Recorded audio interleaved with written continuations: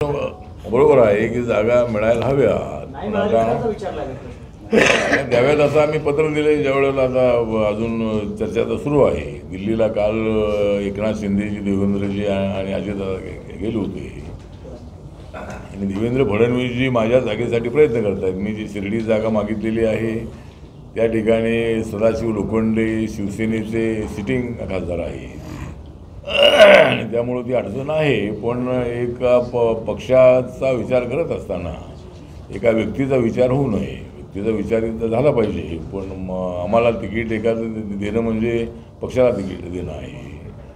आणि 2 जागा आमच्याकडे कॅन्डिडेट सोलापूरला राजा सर्वोदय आमचे महाराष्ट्राचे अध्यक्ष आहे. ते शिक्षण संस्था इथं चालवत आहेत, हॉटेलही चालवत आहेत, पार्टी इथं चालवत आहेत. आणि जर अशी संधी मिळाली तर आम्हाला आमच्या पक्षाला सिम्बॉल मिळणार आहे. त्यामुळे म्हणजे मिळेल आमच्या 2 जागा निवडून आल्या तर म्हणून थोडासा पॉझिटिव्ह विचार करावा. एकदम आम्हाला नवीन मित्र आल्यामुळं जुन्या मित्राला विसरू नये असं BJPकडे आमची विनंती आहे की नवीन सगळे मित्र आल्यामुळं आमचं नाव कुठं विशेष येत नाही आहे. रिपब्लिकन पक्षात सरकारमध्ये काय सहभाग आहे की नाही अशा पद्धतीची शंका यावी. आणि आम्हाला समाजातील लोक विचारतात की तुम्ही सरकारमध्ये आहात की नाही.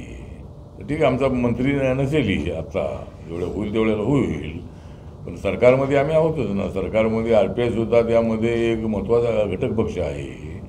आणि ज्या वेळेला सेना भाजपसोबत RPI आला त्यावेळेला महायुती झालेली आहे. आता हे नवीन मित्र आल्यामुळं महायुती झाली असं नाही आहे.